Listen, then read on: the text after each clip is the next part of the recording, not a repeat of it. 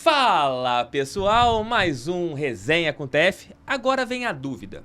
Episódio anterior com Alex Gonzaga foi episódio 0. Então esse é o episódio 1. Mas o episódio 0 não é 1, 1 é 1. Isso aqui a gente vai debater porque é uma conta matemática.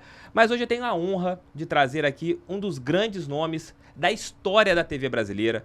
Escritor, hoje nadador, nada mais ou menos 3 km por dia. Eu quero saber como que ele faz isso, porque se eu nado 100 metros eu já não aguento mais. Ele consegue 3 km ao dia. É um cara que é referência no humor, é escritor, ator, faz de tudo um pouco. E ele está aqui comigo hoje no episódio 1, meu amigo Hélio de la Penha. Aplausos para o Hélio de la Penha aqui. Seja bem-vindo ao Resenha com TF, episódio 1, que na realidade é 1, porque nós tivemos o 0, então esse aqui é o 1, né, Hélio? Mas o 0 valeu? O 0 valeu. O 0 foi ao ar? Mas tá lá como 0. Porra, é estranho isso, hein? Então ele virou 1, esse aqui é 1. Beleza, tudo bem. É que quando você começa a contar é 0, 1, 2, 3, né? Então... Não, geralmente você começa a contar com 1, né? 1, 2, 3. Eu não sou bom de matemática, né? Você é bom, você é engenheiro. Sou engenheiro, exatamente. Você eu já fui bom de matemática, esqueci bastante da matemática, entendeu? Hoje, se mandarem você fazer alguma coisa em engenharia, você consegue, Hélio? De forma alguma. Não tem... Consigo derrubar um prédio, sei lá. Na verdade, eu nunca fui engenheiro civil, também. Quer dizer, mesmo quando eu estava na engenharia, fiz engenharia de produção, que é basicamente um planejamento, enfim, sabe, quase economia. É uma engenharia muito marota. Muito técnica. Sabe? Mas, foi me afastando completamente, né? Desde que eu comecei a fazer humor, a engenharia foi ficando distante e hoje mal consigo fazer umas contas aí de somar e diminuir. Você se formou quando em engenharia? Eu formei em engenharia em 1983. Então... Você ficou ali 5 anos, né? Caraca, 40, exatamente. Eu fiz 40, nasci em 82. Você teve ali, então, 5 anos, mais ou menos, trabalhando com engenharia até a situação do TV Pirata? Sendo... Exatamente. Mas aí eu já estagiava na engenharia desde 81. Então, de 81 até 87, esses 6 anos, eu trabalhei com engenharia, né? Entendeu? Aí, em 88... que eu fui para a Globo como redator do TV Pirata, né? E aí eu consegui me profissionalizar no humor e deixar a carreira da engenharia de lado. Tem gente que pensa que é fácil, né? Desde antes, então, teve o jornal, foram várias coisas que você fez, para só em 88 você começar a ganhar dinheiro com um trabalho que você já fazia há muitos anos. A gente costuma falar que o sucesso da noite pro dia leva mais ou menos uns 10 anos. É exatamente isso, exatamente isso. Hélio, e a situação da natação, né? A gente vê que você está sempre postando nas redes sociais que nada ali 3, 4, 5 quilômetros ao dia. Como que é isso? Você acorda de manhã e fala assim, vou nadar. Ou já se programa? Como que funciona assim? De domingo a domingo? Como que você planeja essa sua rotina da natação? Eu me considero um humorista de águas abertas. Então, eu tenho uma vida uma rotina de um atleta amador, entendeu? Tenho treinos regulares, né? 3 vezes por semana, né? Geralmente segunda, quarta e sábado, enfim, aí varia, aí o terceiro dia varia, né? E aí às terças e quintas eu faço uma atividade funcional, porque assim, apesar do meu histórico de atleta, eu sou um velho, né? Não parece. Para não parecer, eu tenho que me cuidar, né? Entendeu? Então essa foi a coisa assim. Eu não sou um atleta desde garoto. Não nadava quando era garoto, morava na Vila da Penha, fiz aula de natação quando era criança, assim, com um verdadeiro horror, como toda criança. E aí comecei a me interessar quando tive meu primeiro filho e quando ele estava por volta dos 6 meses, ele começou a fazer aula de natação numa escolinha na Barra. E eu vi que tinha umas aulas de natação para adulto. Ali eu falei, será que eu consigo realmente agora aprender a nadar de verdade?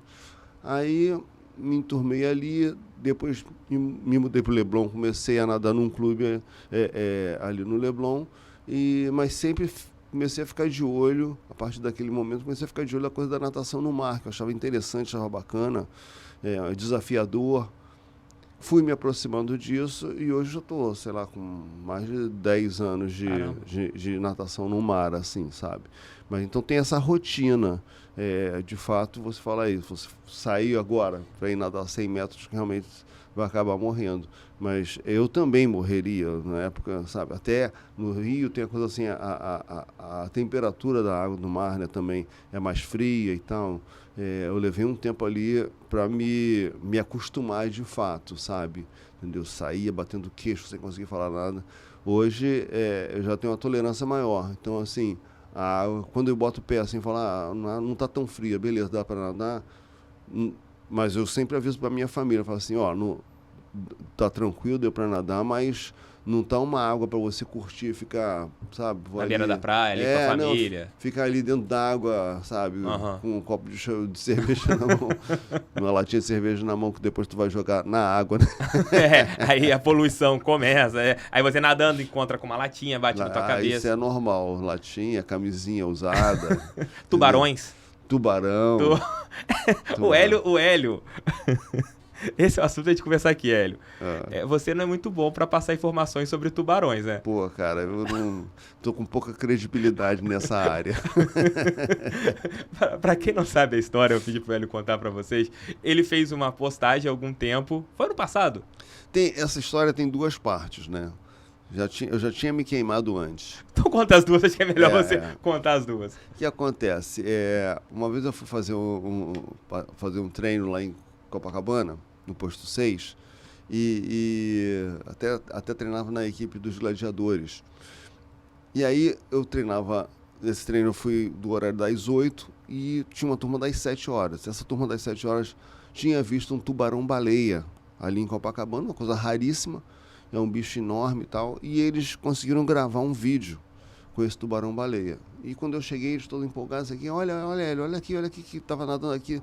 Aí quando eu vi o tubarão-baleia, eu pedi o vídeo e mandei para a editoria do RJTV e botei assim, olha só quem é que veio nadar com a gente. Aí mandei para lá. Aí quando eu fui nadar, tal, beleza, quando eu saí, tinha vários recados, e um deles, a editora, que era minha amiga, falou assim, estou mandando aí agora um repórter para você contar a sua aventura com o tubarão-baleia. E essa aventura tinha sido só olhar no celular. Mas quando o cara chegou, bicho, falei, meu irmão, tu tinha que ver o tubarão-baleia. Porra, um bichão enorme, cara. Porra, eu fiquei até meio assustado, mas tu sabe que eu sou macho, né? Então me aproximei e fiz esse vídeo pra mandar pra você. Aí, enfim, mas isso passou. E você ficou como herói do tubarão. Aí eu levei alguns anos para contar para minha amiga, para Luli, que na verdade eu não tinha visto porra. Ela te xingou um pouquinho ou deixou para lá? Agora já foi. Beleza. Aí o que aconteceu? Aí mais recentemente foi até no virada do ano agora. Em abril, se não me engano, não foi agora? Não, foi na virada ali, Réveillon, enfim, férias de verão. Eu tava nadando com um amigo meu no Leblon, Ipanema Leblon ali e tal. Só que como era um nado recreativo, eu levei uma GoPro, que eu falei, pô, era uma época que o mar tava transparente, a água tava boa. Eu falei, pode ser que a gente consiga ver uns peixinhos e tal, fazer um videozinho bacana. Porque tem essa coisa assim, que é um esporte, que ele também é um turismo, né? Então, dá para curtir, sabe? Fazer uma travessia, você sai de um ponto da praia de Copacabana, vai até o Arpoador, você passa por um ponto que só barco passa, né? Entendeu? Então, tem coisas assim. Tava lá eu, então, com minha GoPro, não tinha conseguido nada. Quando, de repente, meu amigo falou assim, tem um cação aqui, tem um caçãozinho aqui. Eu falei, é mesmo? Então, aí, quando a gente abaixou, tinha realmente, eu imaginei, um filhote de tubarão, um caçãozinho assim, rondando ali. Não deu o menor medo, porque não parecia a fim de atacar a gente, estava só girando ali e tal. Aí eu baixei, filmei o bicho, aí filmei a minha cara para deixar bem claro que você não estava. Era eu. Não estava pelo celular dessa vez. Exatamente, tal. E mandei de novo pro RJTV, né? Que imediatamente botou no ar. E a galera ficou puta, os haters, né? Porque, porra, isso aqui, isso aí não é tubarão coisa nenhuma, isso é o tal do bacalhau brasileiro, beiju-pirá, e não sei o quê. Porra, Você tem uma tabela ali na hora para saber o que é peixe? Dentro d'água, né? Sabe? Você tá no mar, lá no oceano, e vai dar uma gugada. Pega o Wikipedia. Entendeu? Aí, porra, enfim. Aí eu sei que ficou aquela confusão e tal. Aí o RJTV depois teve que fazer um desmentido. Uma errata. Né? Eu nunca tinha visto aquilo. Eles falaram, a notícia que a gente deu sobre o tubarão não era tubarão, porra nenhuma. O Hélio passa uma fake news fodendo a gente. Porra, aproveitando o nosso espaço aqui pra passar fake news, porra, que merda. A tua credibilidade, então, se você vê alguma coisa hoje, sei lá, aconteceu um fato histórico na tua frente, você mandar pro RJ, eles vão deixar pra lá. TV, não vou conseguir, entendeu? Manda pra Record agora, pra não SBT. Vou conseguir, o cara tá roubando o coração de Dom Pedro. Já era, não. De repente vão falar que você tá roubando de Tiradentes, alguma coisa assim. Não tem. Mas, Hélio, são muitos anos de TV. Você já viu Sim. de tudo na TV, já teve vários momentos de redator, ator, trabalhando ali mais a parte de produção.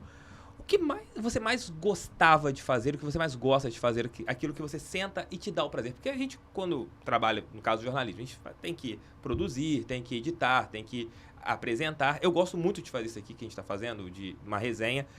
É algo que me encanta. E você? O que daquelas coisas que você já fez na sua profissão, aquelas que você deita assim na cama e fala, pô, eu gosto de fazer isso, eu quero fazer isso por mais 20, 30 anos?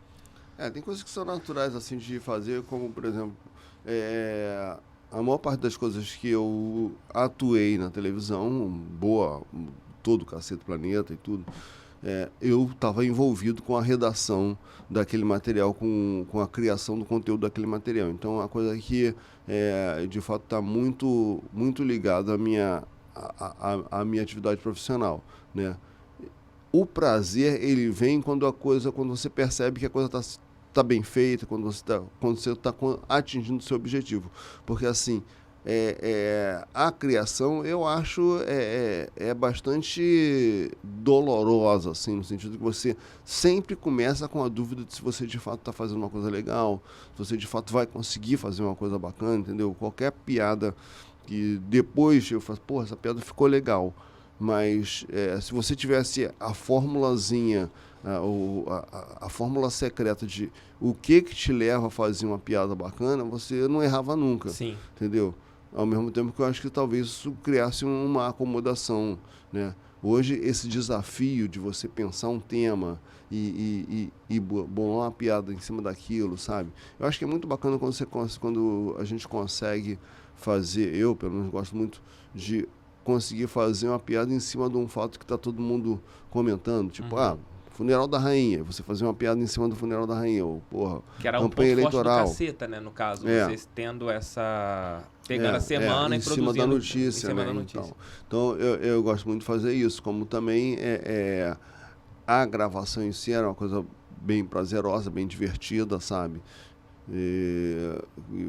Mas assim, eu na verdade eu sentia mais, para mim era uma coisa muito, como é uma responsabilidade, um peso forte, eu tinha uma certa tensão, mantenho uma tensão quando estou fazendo, eu consigo sentir prazer depois, assim, sabe? Então, vou fazer um show, eu me amarro em fazer show, me amarro em fazer um show de stand-up e tal, mas gosto de apresentar novidades e tal, mas o prazer vem mesmo quando você percebe que a coisa foi bem feita, entendeu? Sim, sim. Uma coisa que sempre me encantou no Caceta, e é algo que eu achava fantástico, é que vocês escreviam em várias mãos. Era um programa que vocês tinham várias cabeças pensando na produção de um conteúdo. Já li várias histórias que vocês brigavam e depois estava todo mundo saindo para tomar um chopp. Como que era isso, Hélio? Vocês sentavam, por exemplo, o programa era terça, na quarta-feira vocês já começavam a planejar o programa da outra semana, e qual que era a deadline, assim, do fechamento do programa? Era na segunda, ou gravavam, de repente, até na terça-feira mesmo, no dia que o programa ia pro ar, para vocês ficarem sempre ali por dentro de todos os temas? A nossa rotina era mais ou menos o seguinte, a nossa semana começava na quarta-feira, né? O programa foi indo ao ar na terça, na quarta-feira a gente começava a pensar no programa seguinte. Quarta, quinta e sexta a gente estava direto na redação desse programa, segunda e terça, no dias de gravação, tá? Sendo que o que se gravava na segunda-feira era o material quente para compor o programa da terça-feira. O que se gravava na terça-feira já era frente para os programas futuros, entendeu? Então, o nosso deadline de colocar a atualidade era segunda-feira. E, muito excepcionalmente, se tivesse um fato que ocorresse pós-gravação, ou, enfim, ainda na, sei lá, terça-feira de manhã, segunda-feira de noite e tal, a gente, às vezes, conseguia uma brecha para colocar uma imagem de arquivo no começo ou no final do programa, enfim, para dar aquela esquentada. Fazer um offzinho, né, que era gravar. Só explicando pro pessoal o que é off. Off é... Eu tô falando sobre um assunto e colocam imagens antigas de arquivo, como o Hélio falou. Não, você não precisa aparecer na imagem, você vai no estúdio, grava... Hoje tem até a facilidade de gravar com áudio do WhatsApp, né? Seria até mais fácil o Caceta hoje. Então, mas o Hélio ou os outros membros do Caceta iriam no estúdio e faziam essa passagem por baixo e colocavam a edição, uma imagem de arquivo. Uma imagem que tenha sido marcante o suficiente para criar um clima, essa trabalheira para botar o programa no ar, né? Entendeu? Então, de fato, era assim. Então, a gente na quarta-feira, a gente começava a falar temas aleatórios, coisas que poderiam servir para outros programas e também coisas que estivessem relacionadas à atualidade. Mas, na quinta-feira, era o dia mais quente para falar de assunto da semana e tal. Era o dia que a gente mais desenvolvia esse tema. E sexta-feira, a gente, se tivesse alguma coisa quente, a gente também trabalhava, mas já ficava pensando em série, sabe? Tipo Massaranduba, as novelas brasileiros. Né? As novelas eram atualidade. Mas vocês a novela era atualidade. É uma dúvida que eu sempre tive em relação ao Caceta. Vocês recebiam, porque era muito assim, acabava a novela daquele dia, né, na terça-feira, e vocês entravam, era praticamente o que acontecia na novela de terça-feira, na sequência. Vocês recebiam do autor, eles passavam para vocês? No início a gente lia os resumos de novela como qualquer outro noveleiro, entendeu? Aquilo tem uma certa imprecisão, porque eles fazem a previsão de um determinado capítulo, o capítulo, enfim, de repente existe um atraso na produção ou uma determinada, um determinado núcleo toma protagonismo e aí eles reeditam a novela, então você pode se perder. Mas o natural era você ter uma noção de como acabaria o episódio de terça-feira e continuar dali. Depois, alguns autores que gostavam da nossa paródia, eles começaram a nos ajudar, tipo Gilberto Braga, Glória Pérez, Manuel Carlos, entende? São alguns dos autores assim que curtiam e que não se importavam em mandar o roteiro mesmo da novela para a gente encaixar. Quando o autor é bem organizado, você tem a certeza de que aquele episódio está finalizando na terça-feira, a gente podia dar sequência. Quando o autor meio que se perdia na produção ali, estava atrasado e tudo mais, a gente ficava meio tentando adivinhar onde estava o final do pegar capítulo um gancho, né, alguma coisa ali. Porque o que a gente definitivamente não queria fazer era antecipar algum fato da novela. Mas que não era o nosso papel ficar dando esse tipo de spoiler, e segundo que a pessoa não ia rir, né? Porque a pessoa ria quando ela tinha referência ao que ela tenha visto, né? Entendeu? A gente trabalhava muito em cima do que as pessoas estavam consumindo, tanto na novela, quanto no noticiário, quanto nas fofocas, enfim, a gente tinha esse DNA, né? Hélio, como que a velha guarda do humor reagiu ao Caceta? Porque vocês vieram de uma maneira totalmente diferente do que era o humor clássico, né? De Praça é Nossa, Chico Anísio, Jô Soares. Vocês chegaram de uma maneira trazendo quadros que ora entrava, ora saía. Vocês não tinham aquele aclaque, né? Que era aquele aplauso que acontecia depois de cada piada feita. Como que foi essa reação do pessoal, por exemplo, Jô Soares, Chico Anísio? Essa galera abraçou o Caceta ali no começo ou houve ali algumas rusgas, algumas coisas assim? Enfim, a gente chegou com a intenção de fazer alguma coisa diferente, né? E a gente consumia os programas de humor da época, né? Pô, o programa do Jô Soares, Vivo Gordo, Faço Humor, Não Faça Guerra, Satiricon, Praça é Nossa, Chico Anísio, Chico City, enfim. Até a Escolinha. A Escolinha, ela ficou depois bem popular quando o Caceta já estava no ar, né? Foi houve uma época, acho que foi 94, 95, que era Caceta, era Caceta todas as terças, bombando, Escolinha todo dia na parte da tarde, bombando. Era assim, talvez foi o momento mais forte do humor na Globo nos últimos tempos. Né? Bem fértil, né? E, assim, o Jô Soares sempre foi simpático e curtia o Caceta, isso aqui e tal. O Chico Anísio, no início, ele era muito cético. Ele não acreditava, achava que era um programa elitista e da Zona Sul, tal coisa que a gente rejeitava isso, a gente fazia um humor popular. Você era da Vila Penha, não era da Zona Sul. Não, mas ele achava que o estilo era uma coisa que funcionava muito na Zona Sul e não funcionava não sei o quê. Ele costumava dizer, minha empregada não vai entender esses quadros.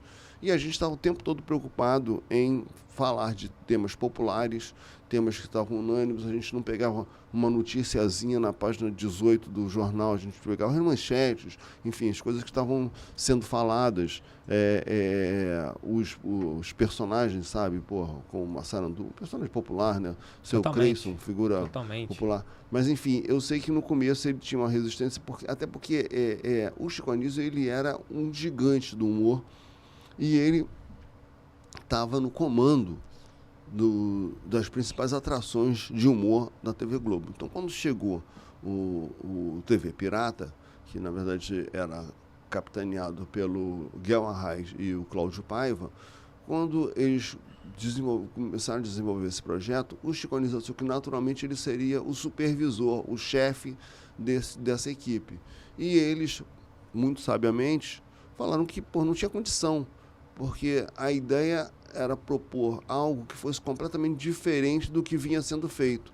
E isso não seria possível sob o comando da pessoa que estava fazendo os mesmos programas de antes, entendeu? Então, não queria ter um contraponto, né? Exatamente, Algo diferente. Então, aí então teve uma ruja, teve não sei o quê, ele foi à imprensa, falou mal, a gente zoava também, entendeu? Aí alguns estilo Caceta, né? Alguns críticos de televisão também falavam, não acreditavam, achavam não sei o quê. Mas, enfim, não era isso que os números da audiência estavam dizendo, né? O programa estava popular, estava sendo absorvido pelo público, apesar dele ser completamente diferente. Com isso, a gente falou, a gente não quer ter quadros fixos. Mais à frente, a gente começou a ver a necessidade de produzir de uma forma mais industrial. Então, tem uma série e tal, quadros que voltam com mais frequência, mas não tinha nenhum quadro assim, toda semana. Tinha assim, a novela. Sim, novela durante muito tempo foi um quadro fixo do programa. Talvez fosse a única sketch que tinha dentro do Caceta, né, no caso. Fixa, né? Fixa, sim. Sketch tinha vários. Mas a fixa, sim, era só a novela. E a novela se renovava pela própria novela, sim, né? Entendeu?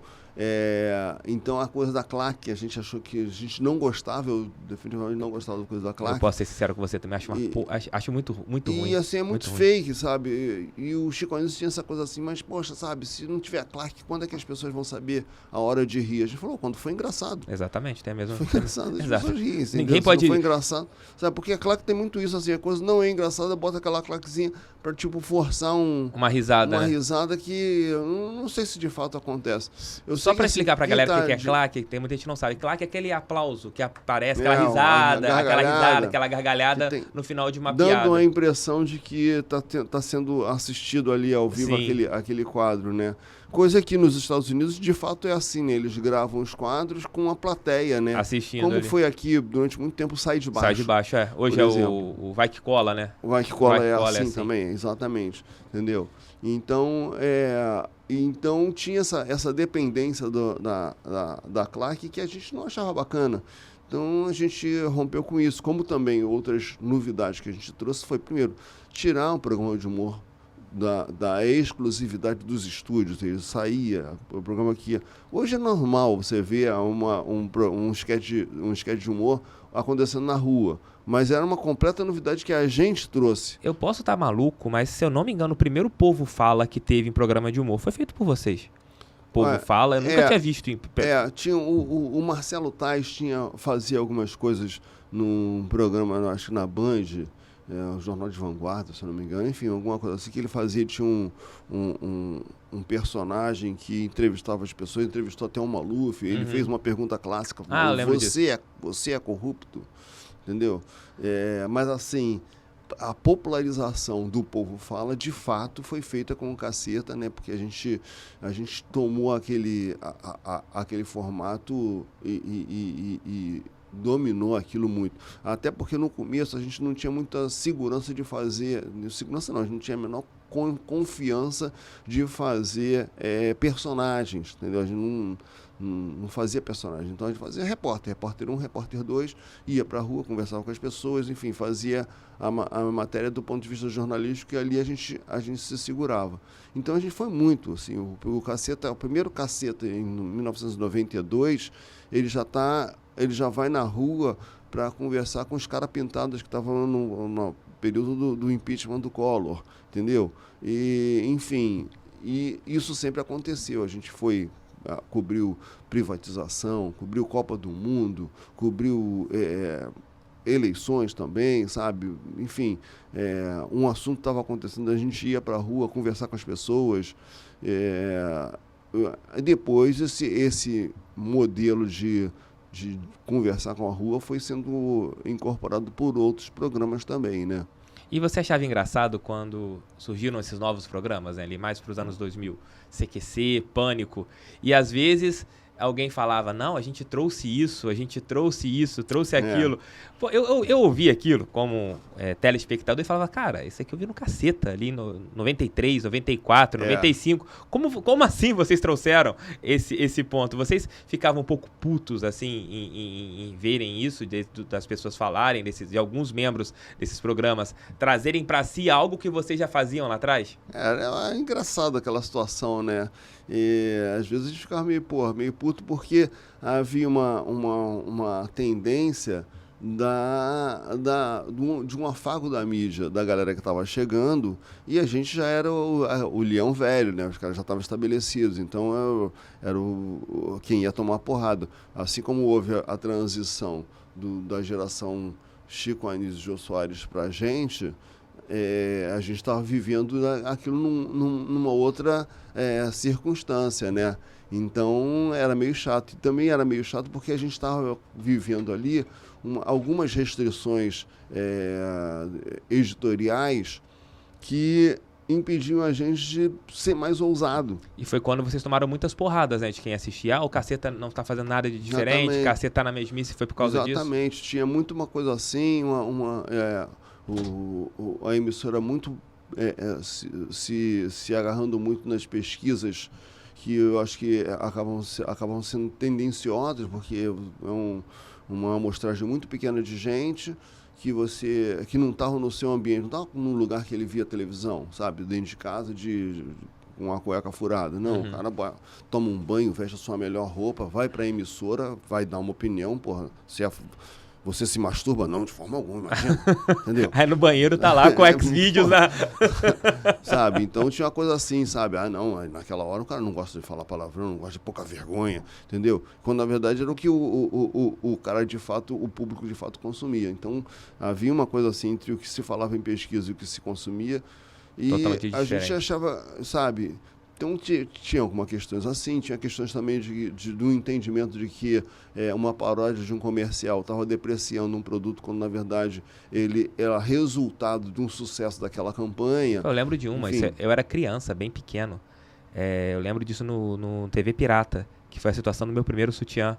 Que teve... Pô, vocês fizeram uma paródia lá dentro, não com vocês aparecendo, mas não, na época fazendo... A gente escrevia, vocês escreviam um texto nosso pro Diogo Vilela. Diogo Vilela, aquilo foi sensacional. Foi sensacional. E assim, o Washington Oliveto, que era o criador da campanha, porra, adorou, sabe? E naquele período, assim, havia no TV Pirata, a gente tinha muita liberdade de fazer esse tipo de brincadeira, no Caceta inicialmente também. Aí chegou uma hora lá que, ao invés da direção artística predominar, havia uma direção comercial que tinha uma visão mais engessada dessas questões que acabam nos prejudicando. E, obviamente, que os programas que estavam surgindo com mais liberdade em outras emissoras, estavam angariando esse tipo de ponto de vista, né? Nesse problema que teve, coloca como problema, houve, por exemplo, algum outro canal que tentou levar o Caceta para vocês poderem ter essa liberdade, vocês chegaram a conversar com alguém? Ou quando, em 2012, quando chegou ao fim, vocês, não, beleza, acabou esse ciclo, vamos pensar em outras coisas? Ou houve essa possibilidade da turma ir para um outro canal? O que acontece é que a TV Globo tem uma estrutura muito poderosa e grande e boa de se trabalhar, né? Que era difícil de se reproduzir num outro lugar. E as emissoras também temiam o valor, o custo do programa do Caceta. Porra, nós éramos 7, depois 6 estrelas, donos do programa, não era uma figura só, entendeu? Enfim, atores e autores. E a gente não via muita possibilidade de fazer o mesmo ou o melhor que a gente estava fazendo na Globo fora dali, entendeu? E também começou assim, de fato, a gente tinha um salário muito bom e tudo mais, enfim, a gente não conseguia enxergar. E não fomos também assediados naquele momento por outras emissoras que interessadas em nos levar para lá, né? A gente estava muito, no fim das contas, identificado com a emissora. Talvez isso tenha...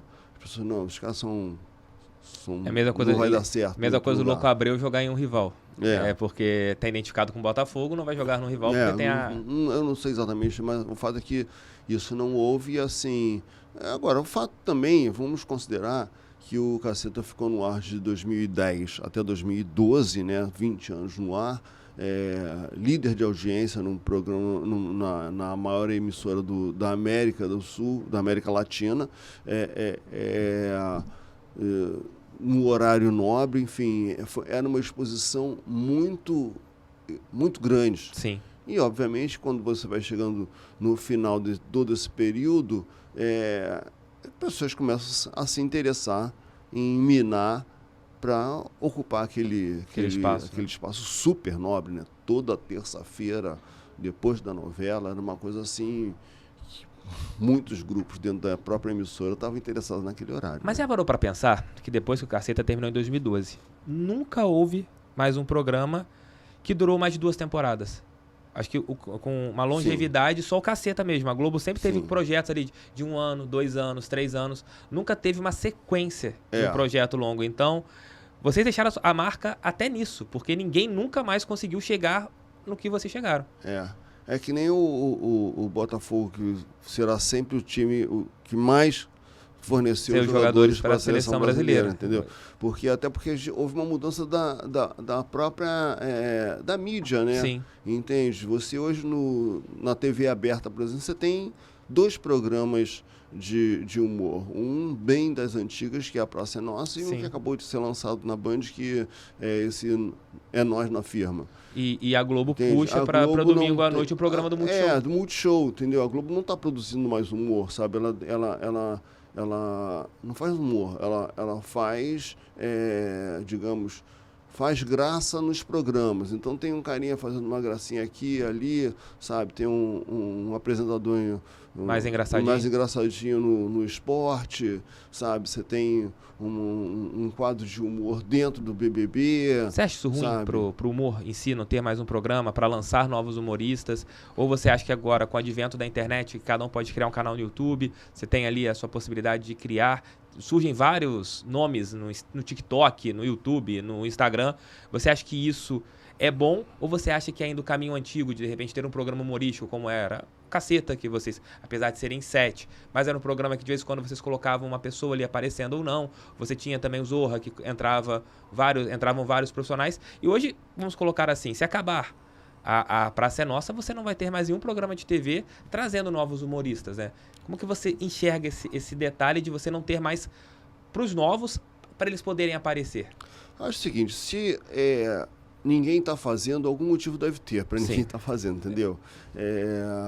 De fato, tem uma coisa assim que o momento que o Caceta viveu, e no momento que assim, você tinha vários programas de humor no ar ao mesmo tempo, você tinha concorrência com o CQC, Pânico, cada um numa emissora, na própria Globo você tinha o Caceta, você tinha a escolinha do professor Raimundo, você tinha o Sai de Baixo, Sim. Enfim, a grade estava cheia de programas de humor. Hoje, o humor, você encontra muito humor no YouTube, no TikTok, no Reels, né? Entendeu? Trechos de shows de stand-up, esquetes e tal, como o Porta dos Fundos faz, e faz muito bem. Enfim, de fato, houve uma migração de qual a mídia produz humor. Vocês podem ter um pouquinho de medo das TVs abertas em relação às redes sociais, do julgamento do que está sendo colocado em relação ao programa de humor? Pode ser que tenha. Também tem uma questão prática que, assim, que um programa como o do Caceta, ele era um programa que acabou se tornando caro, porque você estava gravando na segunda-feira vários cenários, figurinos e tudo, que só era possível porque já tinham aquele acervo enorme de figurinos, de cenários na Globo, para botar no ar naquela noite, entrando na edição daquela noite, para na terça-feira estar indo no ar. Acho que a própria Globo, quando começou a fazer o novo Zorra e tudo mais, eles tinham mais a intenção de fazer uma produção mais em série, né? Então você grava 3 dias, 4 dias, um volume de material que você pode ir produzindo, pode produzir vários programas num curto período. Caceta não é possível fazer isso. Caceta, cada programa era feito, cada semana você fechava um programa. Embora você tivesse um material de frente, mas na hora de fechar o programa da semana, daquela terça-feira, isso acontecia na segunda-feira. Você não conseguia fazer, temos aí 5 programas na gaveta que vai sendo soltado à medida que as semanas vão passando, entendeu? Então, eu acho que esse modo de produção pode ser uma razão. Hoje você tem uma coisa assim, a produção do humor que a gente consome hoje em dia chega a ser até anônima, porque você consome os memes, você não sabe quem fez, você não sabe quem fez, né? Entendeu? Você compartilha os memes, você ajuda a distribuir umas coisas assim que você não sabe quem é a pessoa. De onde está vindo aquilo, né? É uma produção muito grande, muito fértil, que tem várias origens e o controle está diferente. Então, estamos vivendo um outro momento, né? Entendeu? Isso é bizarro. E nesse outro momento, até uma questão que eu tenho um cara aqui que é um gigante da TV brasileira, eu falo isso abertamente, e uma coisa que me deixa puto, e não sei se você também fica, é quando alguém pega uma piada do Caceta de 94 e quer fazer o julgamento como se essa piada fosse de 2022, onde a gente tenha algumas coisas que em 94 eram mais livres delas serem faladas. Como que você encara isso? Esse julgamento que tem na internet de coisas que vocês falavam lá atrás e as pessoas querem trazer para os dias de hoje e talvez até tentar um cancelamento de quem fez isso? Eu acho o seguinte, eu acho natural que você, em 2022, cobre que o que está sendo produzido em 2022 seja compatível com o que a sociedade pensa em 2022. Até porque, mesmo que você não cobre, o mercado ele vai regular isso. O que acontece é o seguinte, se você está fazendo uma piada que as pessoas não gostam, a tendência é as pessoas não rirem e no momento seguinte você não voltar a tentar fazer aquela piada. Exatamente. Entendeu? Agora, quando você quer fazer um julgamento olhando pelo retrovisor, aí eu quero ir lá para 94, querer que lá em 94 as pessoas não tivessem feito aquilo, tem uma coisa assim que é muito contraditório nesse momento que a gente está vivendo, que é o seguinte: a gente vive um momento que você tem assim, todo mundo tem um acesso à informação e à mídia, a comunicação. Você tem seu próprio celular, qualquer sujeito que tem um celular, que tem câmera e tal, consegue botar numa rede social, mesmo que ela tenha 3 seguidores. Se esse troço pode vir a chegar a alguém relevante, essa pessoa reproduz e o negócio cresce.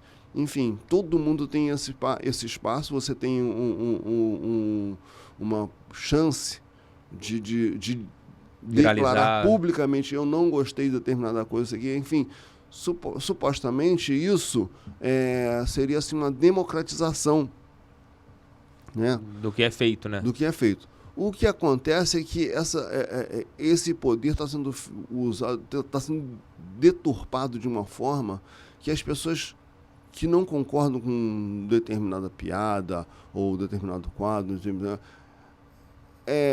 ela não quer simplesmente dizer que não gosta daquilo. Aquela piada, ela tem que não existir. Ou a pessoa, acho que é pior. Aquela pessoa, ela tem que parar de produzir. Tem que morrer. Às vezes parece até isso, né? A pessoa tem que morrer que tá fazendo aquilo aí. Porque eu não gosto da piada daquela pessoa, essa pessoa não pode fazer piada. Pô, tá, você não gosta, mas outra pessoa gosta. Exato. Entendeu?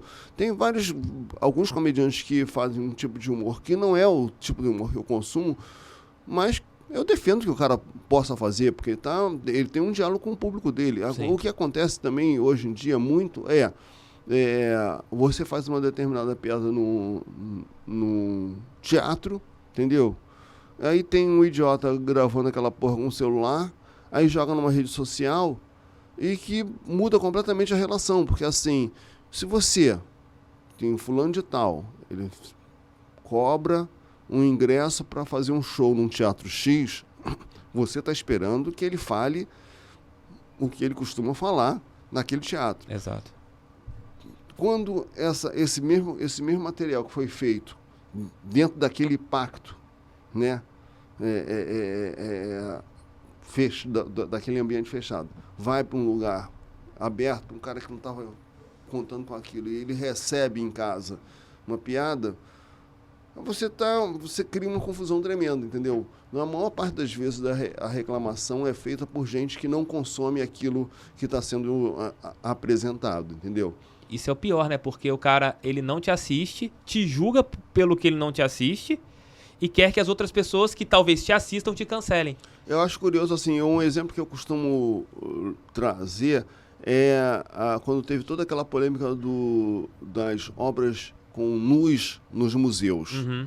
Aí teve mó bafafá e não sei o quê, as pessoas fazendo campanha na porta de museu, na porta de exposições, que não sei o quê, que não pode, porque tem nu, isso é um absurdo com as crianças e tal. A maioria daquelas pessoas que estavam na porta do museu fazendo campanha contra o nu no museu, ele não frequenta museu nem com nu, nem sem nu. Entendeu? Nunca viu o que tem lá dentro. E depois de feita aquela campanha toda, algumas instituições, inclusive, recuaram, tiraram a amostra de exposição e tudo mais. Essas pessoas continuaram sem ir aos museus, entendeu? Então é isso, cara. Então é uma crítica feita por pessoas que não estão afim de consumir aquele negócio, sabe? Então isso é muito chato, sabe? É o efeito manada, no caso. Isso distorce, inclusive, lutas de ativistas que estão brigando para chamar atenção para questões importantes, entendeu? Porque a coisa se torna uma coisa tão exagerada, tão absurda, não sei o que se torna ridículo, entendeu? E aí o exemplo do ridículo é o que chama mais atenção do que, de fato, a luta autêntica. Contra o racismo, contra o machismo, homofobia. Enfim, homofobia e tudo mais, né? Não, e isso que você falou, concordo perfeitamente. Porque às vezes, eu uso uma metáfora. o pai que só briga, bate, reclama do filho, quando ele tiver que dar uma bronca verdadeira, o filho vai estar tão calejado por qualquer coisa que ele faz, toma uma bronca, que na hora que for realmente para ele ter aquela conversa de pai para filho, lá, mais uma vez aqui, tá falando alguma coisa que não tem nada a ver, não tem sentido, é mais ou menos isso que acontece nas redes sociais, quando tem esse efeito manada para alguma coisa. Tem um quadro do TV Pirata, que eu acho que ilustra bem o que a gente está falando aqui, que é era o quadro chamado TV Macho, que era o Guilherme Caran. Foi criado para mulher, né, no caso. Ele foi criado para o público feminino, se eu não me engano, não foi? Não, era porque... Depois a gente vai falar sobre isso. Mas, assim, o que eu quero falar é... O TV Macho tem um quadro, tem uma das edições, faz uma entrevista com uma torcedora fanática do Botafogo, que é a Regina Casé, fazia, era uma chefe de torcida, não sei o que e tal, e que está conversando sobre a questão da violência, que ela achava que... Ele pergunta assim, como é que está a violência no... O que você está achando da violência nos estádios? Estou achando pouca, né? Está muito pouco, não sei o que e tal. Então, cara, era nitidamente um exagero, entendeu? E aí, recentemente, até num grupo de WhatsApp, eu coloquei esse quadro, e as pessoas falam, poxa, eu acho que esse quadro hoje em dia, não sei o quê. Aí eu fiquei pensando assim, porra, então as pessoas meio deram uma emburrecida, porque na época, a Regina Casé e o Guilherme Caran, e a gente que escreveu, o diretor, ninguém estava ali buscando promover a violência nos estádios, pelo amor de Deus. Estava todo mundo fazendo um quadro que era um exagero tal para a gente mostrar como era absurdo ter a violência nos estádios. Hoje as pessoas têm uma leitura muito literal, muito direta, muito estúpida das coisas, entendeu? Dos quadros. A gente podia até mostrar esse quadro aqui. Você tem como pegar, Rafa, a TV Pirata aí? Tem no YouTube? Tem no YouTube, tem no YouTube. Você pega pra gente aí? Então... Regina Casé e Guilherme Caran no TV Pirata... TV Macho. TV Macho.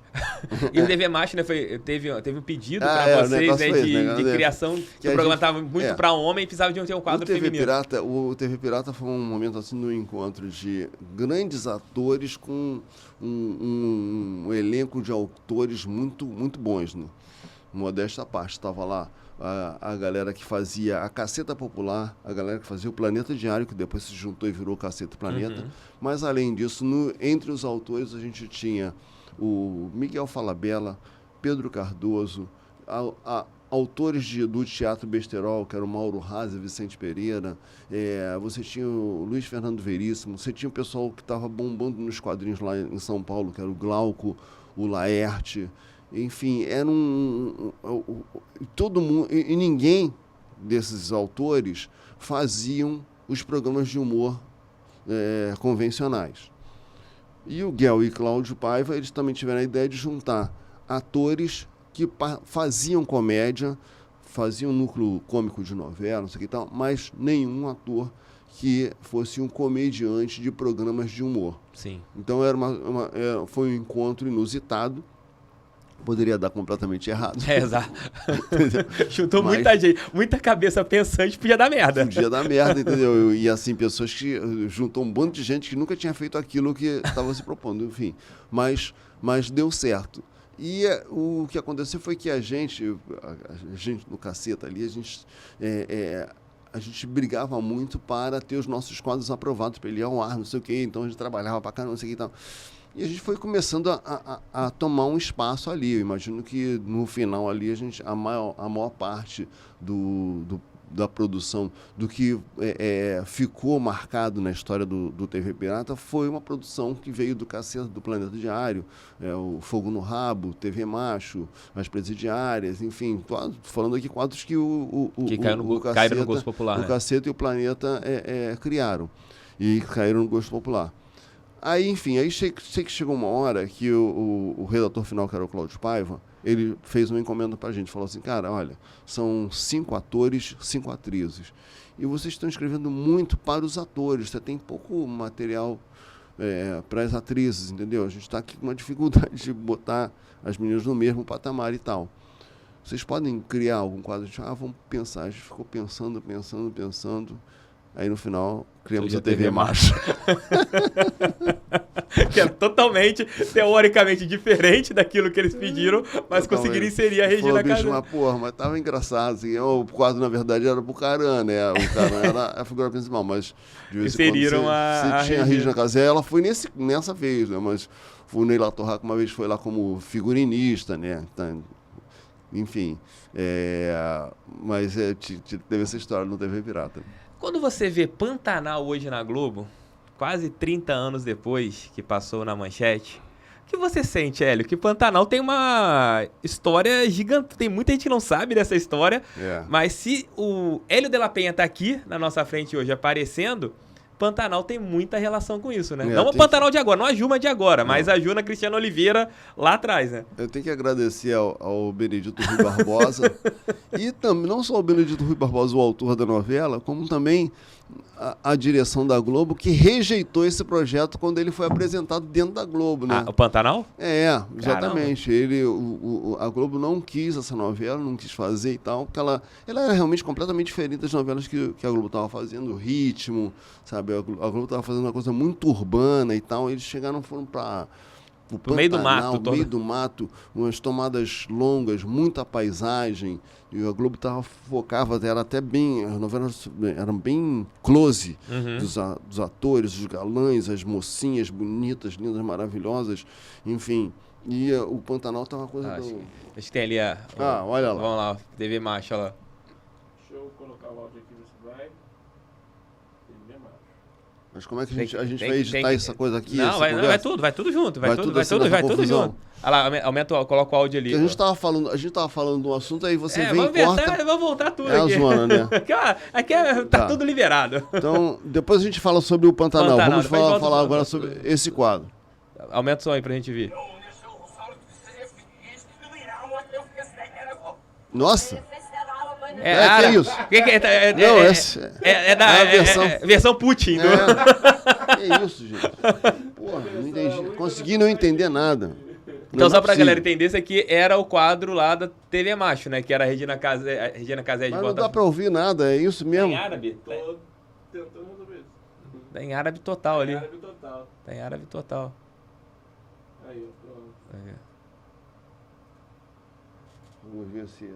Vai estar em árabe, de repente vai estar em croata agora. Mas estamos aqui com mais um programa feito pra você, que é macho de verdade. Por quê? Tava alguma dúvida? Então desliga logo as televisões que eu vou aí e bata tua cara, tua bicha. Telemacho tá aqui cheio de atrações e dicas pra você enfrentar esse mundo cheio de frescura, sem desafinar. O negócio é dizer que é um saco falar sobre roupa, moda, mas já que o assunto é moda, então vamos lá. Esse aí eu não, esse aí é do Ney La Torraca, Ney La Torraca. E aí, Paulo, tudo bem? Boa noite, pessoal. Deu lugar, vamos lá. Não, não estamos conseguindo, a gente estava querendo falar você volta pra sobre... A gente estava querendo falar da Regina Casé, do quadro da Regina Casé. Nós achamos aqui. Depois vamos botar aqui, eu vou botar nos comentários, tá? Coloca o link, isso, coloca o link nos comentários. Coloca os links nos comentários aí. Aí a gente fala aqui mais... Aí vocês, inclusive, coloquem as suas opiniões, se vocês acham que a gente estava fazendo, de fato, uma apologia, a gente estava fazendo uma campanha para violência. O aumento da violência, não só nos estádios, como também a violência doméstica e tudo mais, ou se aquilo era uma brincadeira, uma hipérbole, um exagero para criar graça com o absurdo que era aquela situação. Enfim, vamos lá. Voltando ao Pantanal. É aquele momento break. Voltando ao Pantanal, o que aconteceu? A novela Pantanal foi lançada na Rede Manchete, né? Que era... Hoje fica, inclusive, onde era a Rede TV, né? Sim. Onde é a Rede TV. E era uma emissora pequena, diante da gigante que era a TV Globo, que dominava absolutamente tudo, né? Então, já tinha feito algumas outras novelas ali, a Rede Manchete, algumas poucas, que era uma emissora nova, e que nunca tinha novelas simpáticas, mas nada abalava a audiência da Globo. Quando chegou a novela Pantanal, eles fizeram uma estratégia que eles lançaram uma novela que, em vez de ela concorrer no horário das novelas, horário da novela das 8, né? Que era 8h30 na época. Que hoje em dia já é 9 e porrada. Não, hoje 9h55 tá passando. 9h50. Puta que pariu. Novela das 8 fazendo. A Globo teve uma época que lançou Araponga, não sei se você se lembra, que era 10 horas da noite, era a novela das 10. Agora todas as novelas são das 10, né? A Araponga veio nesse período aí. Ó, o que aconteceu?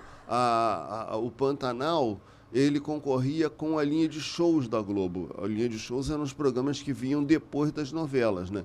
E ali estava o Cacete Planeta, TV Pirata, Globo de Ouro, Delegacia de Mulheres, enfim, cada dia um programa diferente. E o que aconteceu é que quando lançaram o Pantanal, a audiência do Pantanal, ela superou todos os programas de segunda a sábado, enquanto estava no ar.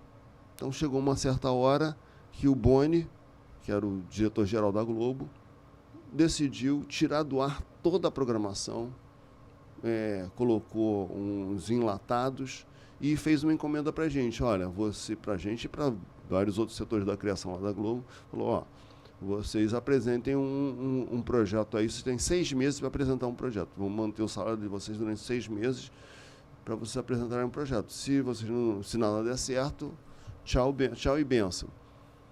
E nesse período a Gilma se pegando com o Jove lá na manchete e vocês aqui tá... A gente escreveu. Então, aí a gente foi quando a gente apresentou o projeto do Cacete Planeta, que começou dentro do programa Dores para Maiores e depois se tornou o Cacete Planeta Urgente.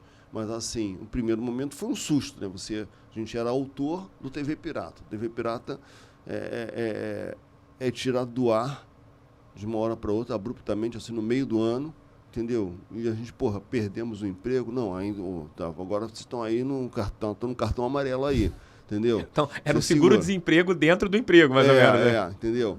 Então, foi um desespero, mas por tempos depois, aquilo se tornou uma grande virada da nossa vida, porque a gente pôde ir para frente das câmeras e fazer o Cacete Planeta. Então, Benedito Rui Barbosa, muito obrigado. Cristiano Oliveira. Depois ele teve problemas com a gente do Benedito Rui Barbosa. Agora conta quais problemas que aconteceram. Porque ele fez algumas novelas de sucesso. Você vê que essa novela, um remake... Tá arrebentando. Tá arrebentando, né? Então, e o Benedito, ele fez uma novela também que fez muito sucesso, que foi a novela chamada Terra Nostra. Berdinazzi e Mezenga. A imigração dos italianos, não sei o que e tal. Também uma outra narrativa que deu certo pra caralho e tal. Aí, depois da novela Terra Nostra, veio a novela O Clone. Que, também era a Glória Pérez, a autora, deu certo pra caralho, não sei o que e tal. Depois da novela O Clone, eles queriam fazer algo que fosse como a novela Terra Nostra foi um sucesso tremendo, que é meio tipo, e aí? Uma sequência, alguma coisa que fosse. Aí o Benedito Rui Barbosa fez uma novela chamada Esperança. Tá? E a novela Esperança, ela era muito parecida com a novela Terra Nostra. E aí a gente fez que a gente ia fazer a paródia da novela, como sempre fazíamos, a gente fez uma chamada. Vem aí, Semelhança. A novela que não é o clone, mas é o clone da outra novela. O cara ficou puto, pediu lá na emissora pra gente não poder fazer a paródia da novela, não sei o quê. A gente foi proibido pela direção-geral de fazer paródia daquela novela. E a partir dali, qualquer coisa que o Benedito escrevesse, a gente sabia que não podia. Puta que pariu. Fazia porra nenhuma no nosso programa. Então, ao mesmo tempo, ele ajudou vocês, depois ele só... Ô Hélio, são 10 anos. E nesses últimos 10 anos, como que foi a vida pós-Globo, né? Porque dentro da Globo, igual você falou, super salário, celebridade... E chega em 2013, colocando assim, vocês não estavam mais ali.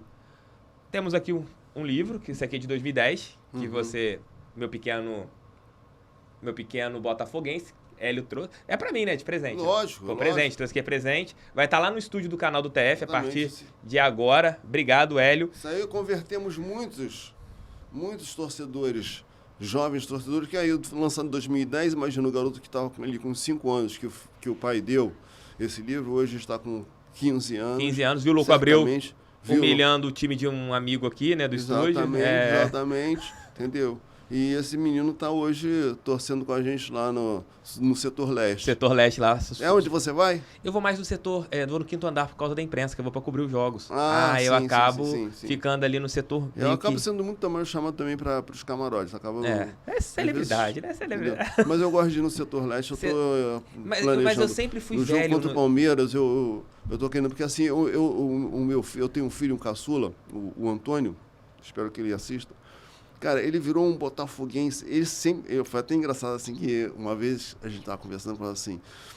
Pô, mas filho, quando é que você virou mesmo um botafoguense? Ele falou, eu sempre fui. Eu falei, pô, Eu sempre fui escolhido, Isso é pô. resposta. Eu sempre fui Isso é escolhido. resposta do botafoguense. Pô. E aí ele vai aos jogos com os amigos dele, principalmente com um amigo dele, o Thiago. E, porra, eles me deixam de fora, cara. Pô, aí não Porra, pode. sacanagem, Aí não entendeu? pode. Quando eu falo, pô, e aí, a gente vai ao jogo, eu falo, pô, já comprei lá com meu amigo, não sei o quê. Aí eu tenho que me virar, arrumar uma outra parceria pra ir ao jogo, entendeu? Então eu já tô falando assim, o jogo contra o Palmeiras, que é uma segunda-feira, né? Segunda-feira, 8 horas da noite. Eu quero ir e... Antônio, quando você for comprar, hein? Porra, lembra de mim, hein? Fica a dica, hein, Antônio? Lembra de mim. Fica a dica, Antônio. Compra o meu também, tá bom? Fica a dica. Pra gente ir. Senão eu vou fazer queixa aqui ao Thiago Franklin. Vou falar no canal, Antônio não levou. Denúncia! Dando uma foto dele, ó. Não levou o pai no jogo. Mas essa vida Voltando. pós-Globo, eu vi vários projetos seus. Você foi ator em uma novela, escreveu alguns livros, dirigiu alguns projetos. Conta aí, faz um resumo do como que foi o Hélio nesses 10 anos que você não esteve ali na tela da Globo, onde todo mundo te via às terças-feiras. O que acontece assim, o fim do programa a gente já estava imaginando, já estava entendendo que a coisa estava chegando ao fim, mas quando acaba de fato, é que nem assim, pô, você tem uma pessoa querida, muito idosa e tal, que você está vendo que, porra... Mas quando a pessoa morre, você tem um choque, Sim. né? Pô, as pessoas ficaram chocadas com a morte da Rainha Elizabeth, que estava com Oi, 270 anos. Acho que criou o mundo. Porra. Tava com Pedro Álvares. Sabe? Enfim, aí até o Madureira tem uma imagem muito boa que fala assim, porra, a sensação que tem é que, sabe, aquele cachorro que cai do caminhão de mudança? Porra, Fica onde é que perdido. eu tô? Meio assim. Então, no início, teve o que vamos fazer e tal, enfim, meio perdidos. E aí, como a gente sempre foi autor, a gente estava sempre tentando criar alguma coisa. O que aconteceu foi que o Caceta ele deu uma expressividade pra gente, pra nossa carreira e tudo mais, que nos dava uma certa tranquilidade.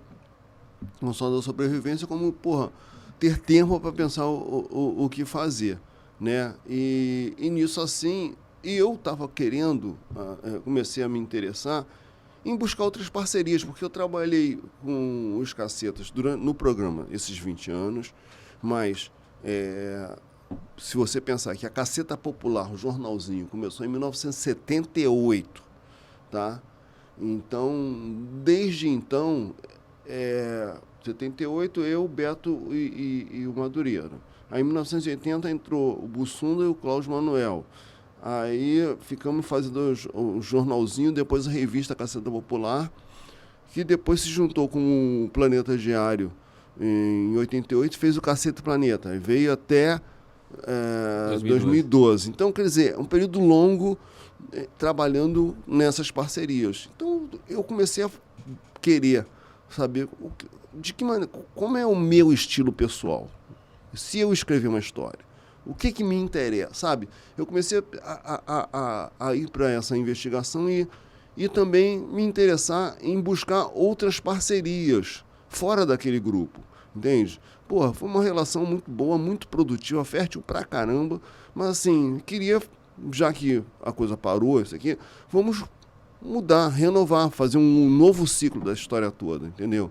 Então, hoje, eu faço projetos com outras pessoas, tenho algumas tentativas, algumas coisas vão à frente ou não, e estou também, e comecei a embarcar na coisa no mundo do stand-up, né? Hoje estou aí produzindo um show solo. A partir de outubro vou estar rodando com ele aí pelo Brasil. Volta Redonda, alô, contratem o nosso Volta querido Redonda, Hélio. só entrar em contato com Casa de Artistas, que agora a agenda vai ser toda tratada pela galera da Casa de Artistas lá de São Paulo. E Casa de Artistas, não é Casa dos Artistas, não, né? O Retiro dos... Pensa, vai ligar lá. Vai ligar pro Retiro da... Quero contratar o Aí, Hélio, Stepan, vai ligar pro Stepan. Stepan, quero contratar o Hélio. O Hélio não tá morando aqui. Chama o Hélio aí. Casa de Artistas, lá de São Paulo. Mas, enfim, a gente fez um projeto que achei que ficou bem bacana. Eu, Beto, Hubert e o Cláudio escrevemos um programa para o grupo todo, chamado Procurando Cacete Planeta, que ele veio justamente depois do fim do programa. Passado um tempo, as pessoas toda hora paravam na rua e perguntavam: pô, o que o Cacete... E agora? O que o pessoal do Cacete está fazendo? O que o pessoal do Cacete está fazendo? Então, a gente fez uma série em 2 temporadas para o Multishow, chamado Procurando Cacete Planeta, inventando projeções das nossas vidas, né? Então, tipo assim, eu estava fudido, morando na favela e tal, e aí eu procurei o Arlindo Cruz para me dar umas dicas de voltar a ser preto, né? Porque eu queria entrar no programa da Regina Casé no Esquenta, né? Queria que a Regina Casé me adotasse também como mais um pretinho da galera dela. Enfim, a gente fez toda uma coisa assim. O Reinaldo com o Cláudio Manuel acabaram fazendo um trisal com uma garota. Enfim, a gente foi inventando histórias doidas. Teve também recentemente um programa também, homenagem ao Bussunda, que vocês fizeram, né? Documentário. Aí, enfim, isso, a gente fez esses 2 programas lá no Multishow e tal, mas enfim, e também escrevemos uma turnê de 30 anos pro Cacete Planeta, que a gente lançou em 2019 um ensaio daquilo, fizemos alguns shows, e quando a gente ia lançar a turnê mundial pelo Brasil... Mundial, nacional. Caiu, veio a pandemia, derrubou, e aí a gente já estava meio desestruturado ali e tal, meio desarticulados, então uma coisa que não foi para frente. Então cada um está vendo hoje o seu caminho solo. Ainda existe escritório de vocês? A gente não tem um escritório físico, a gente tem uma empresa ainda, que, enfim, tem a marca, Cacete Popular, Cacete Planeta, organizações trabalhares e tudo, então a gente tem que gerir, pagar os impostos e tudo mais. O Cláudio Manuel, por exemplo... É bom pagar imposto, né? Tem gente que não... É bom. Pois é. O Cláudio Manuel, ele se tornou um documentarista, né? Sim. Ele tinha feito já... A gente ainda estava com o programa no ar, ele tinha feito o documentário sobre o Simonal. Muito bom, por sinal. Muito bom. Muito bom. E aí, depois que a gente parou, ele fez um documentário sobre o Chacrinha, fez 2 documentários sobre o humor, um sobre o humor no tempo da ditadura, outro humor anos 90 e tal, em diante. Fez um documentário que está no Globoplay muito bom sobre o Bussunda, né? Meu amigo Bussunda, entendeu? Que a gente participa como... A gente foi entrevistado, mas assim, o documentário é criação e produção do Cláudio Manuel e Michael Langer, entendeu? Aí, no ano passado, eu, Beto, Hubert e Cláudio fizemos, durante o 2º semestre, um programa na TV Cultura chamado Conversa Piada, né? Que a gente fazia uma resenha, como se fosse um podcast, só que na televisão, conversando sobre os temas da semana. Fizemos no ano passado. Esse ano a gente não voltou com esse programa. E eu, tô direto nessa coisa assim do stand-up, fazendo show por aí. Inclusive, no sábado agora, vou estar aqui no Rio de Janeiro, no Risorama, que é um festival de humor sensacional. Vou estar na rua, no centro da cidade, na Sacadura Cabral 154. Então, sábado à noite, vou estar lá com um elenco maravilhoso, eu, o Paulinho Serra e grandes comediantes. Na sexta-feira vai ter uma outra galera também participando no Risorama, tá? Mas vai no meu, sábado, que é bem melhor. Que é melhor, o teu tem mais qualidade, tem mais garbo e elegância. Exatamente. Hélio, como que seria o Cacete Planeta hoje, com esse momento de polarização no país? Como que vocês acham que funcionaria os programas, né? Porque se vocês fizessem uma linha, metade do Brasil estaria falando que vocês estariam apoiando o Lula. Se vocês pegassem outra linha, metade do Brasil estaria falando que vocês apoiariam o Bolsonaro. Como que vocês conseguiriam montar um programa de humor com tudo que você fala podendo ser usado contra você no tribunal? Eu acho que a gente faria... Eu acho que a gente manteria o nosso DNA, entendeu? A gente sempre foi uma metralhadora giratória que falava de tudo, entendeu? Independente de quem a gente estaria votando, o Caceta nunca foi uma coisa assim, todos votam no mesmo candidato, entendeu? Sempre foi bem misturado, sabe? E a gente fazia piada com os nossos próprios candidatos. Não tinha essa coisa de, não, vamos fazer piada com fulano, vão achar que a gente... Não, nunca tinha isso. Então, acho que as pessoas... até desculpa te interromper, Hélio. Recentemente, teve aí algumas pessoas falando que, na época do governo Lula, vocês foram proibidos de fazer piadas pela Globo. Teve isso? Existiu isso? Ou é mentira, fake news? Você tem essa... Não, o que acontece é que, assim, a gente teve um período ali, primeiro governo Lula, a gente tinha uma liberdade tremenda para fazer, como a gente vinha fazendo sempre sacaneou. Então, sacaneou todo, desde o Collor, sabe? Entrou o Collor, depois entrou o Itamar Franco, Reinaldo. Reinaldo fazia devagar, Franco. Eu lembro disso, eu lembro até hoje.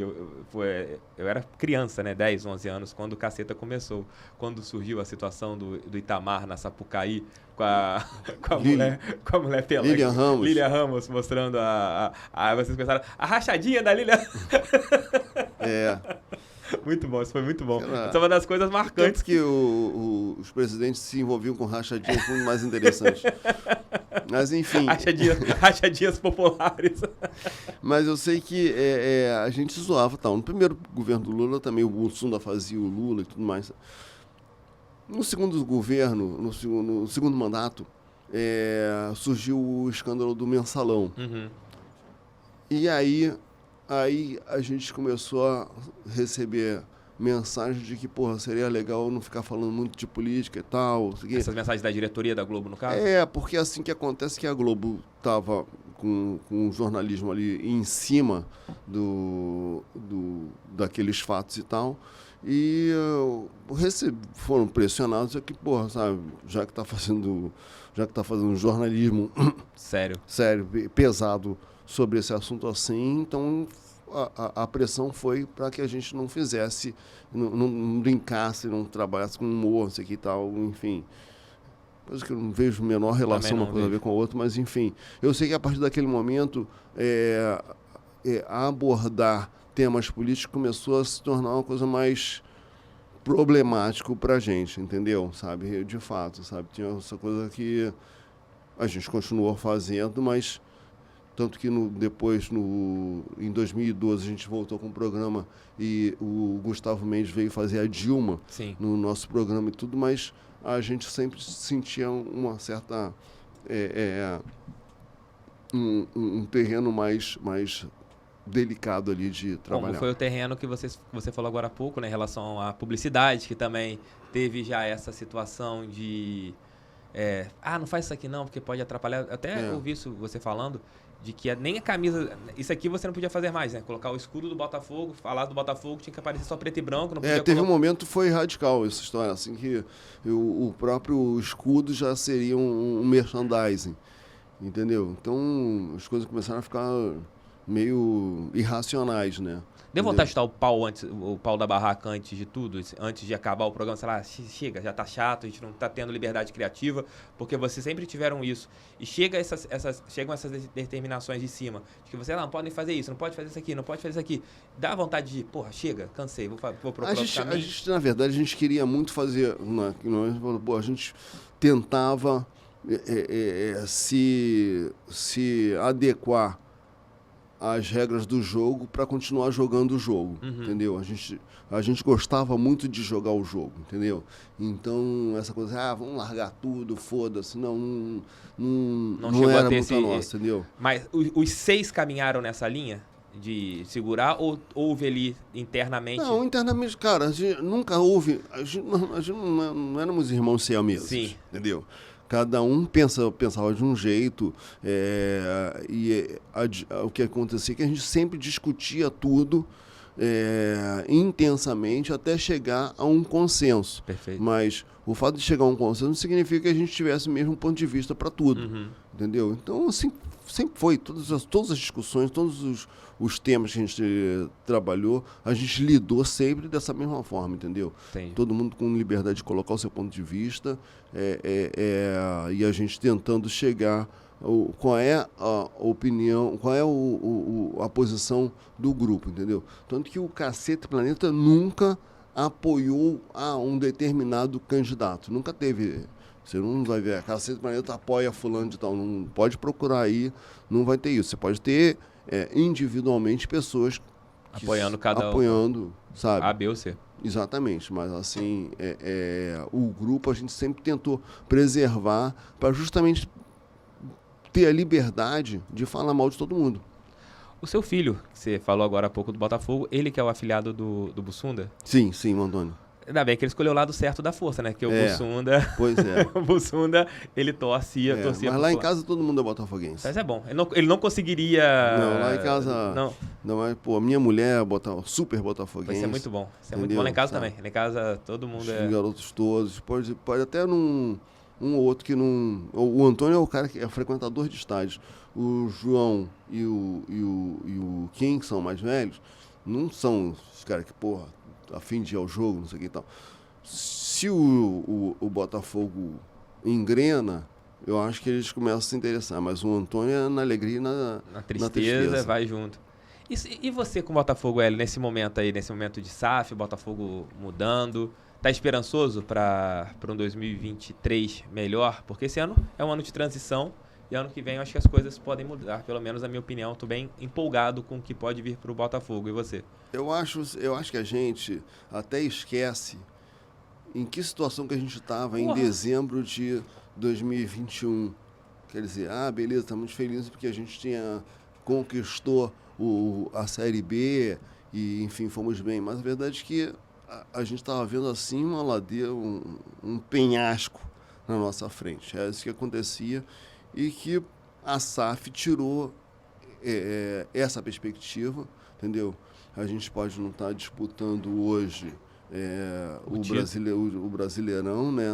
Não estamos na cabeça, mas assim, é um processo de reconstrução que, por mais que a gente fale da boca para fora assim, não, mas isso vai demorar, a gente sempre tem uma impaciência, né? Que se você vai ao estádio, você quer sair dali feliz, não quer sair puto porque, não, mas estamos reconstruindo, entendeu? Então, oscila às vezes eu fico meio puto, às vezes eu acho que, a coisa poderia estar num ritmo melhor, mas, de fato, estamos numa situação bem melhor do que já estivemos, e neste momento atual, eu acho que o Botafogo demonstrou aí nesses últimos 3 jogos uma outra postura, entendeu? Te melhorou muito, né? Assim, o resultado mais palpável veio agora contra o Coritiba, né? Mas teve a vitória em cima do Fortaleza também, que foi muito boa. Foi muito boa. Aí teve a coisa, a gente acreditou que contra o América Mineiro iria ganhar. Então foi uma decepção ali aquele jogo. Mas a verdade é que se você colocar num gráfico, você vai ver que a trajetória está sendo ascendente, né? Então, isso está bem interessante. Eu até vi você falando no seu canal sobre a possibilidade da gente ir para a Libertadores. Já falei isso contigo, que assim, beleza, a gente tem a possibilidade de ir para a Libertadores, mas você entra na Libertadores, ficar 2, 3 rodadas, depois rodar, entende? Eu prefiro que a gente se consolide numa Sul-Americana e dispute o título, sabe? Eu acho que pode ser mais interessante, pode ser...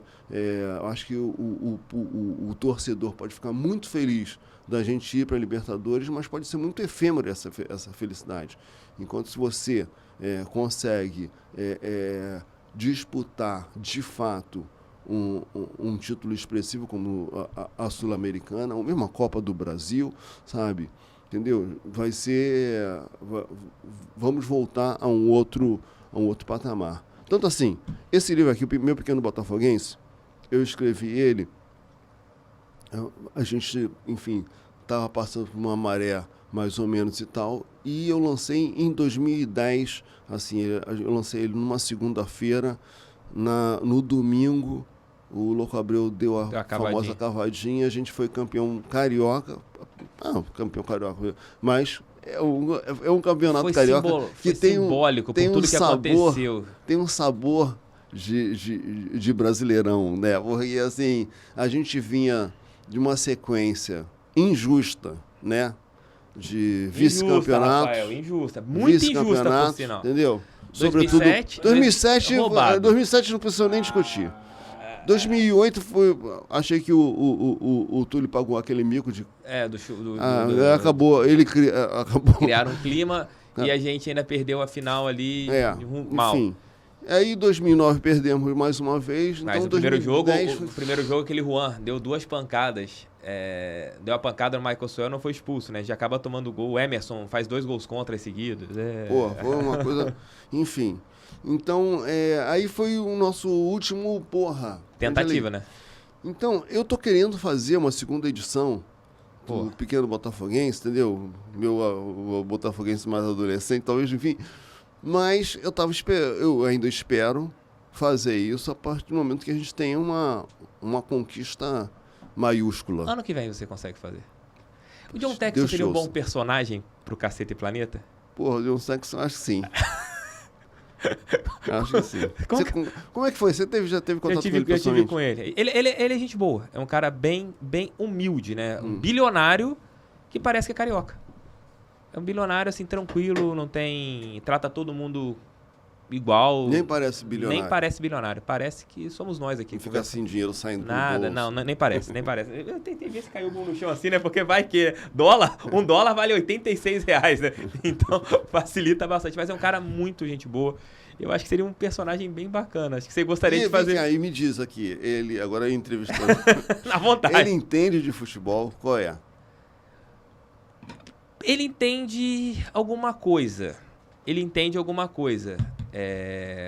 Ele vê muito futebol, né? Pelo que ele fala. Ele acompanha 250 jogos por ano. Então, ele acompanha futebol. Acho que ele entende mais que os amadores que nós tivemos nos últimos tempos aqui. E acho que ele mudou também um pouquinho a postura dele nas redes sociais, tá mais comedido, não tá tão como ele chegou aqui, né, falando pra caramba. Hoje ele tá mais comedido.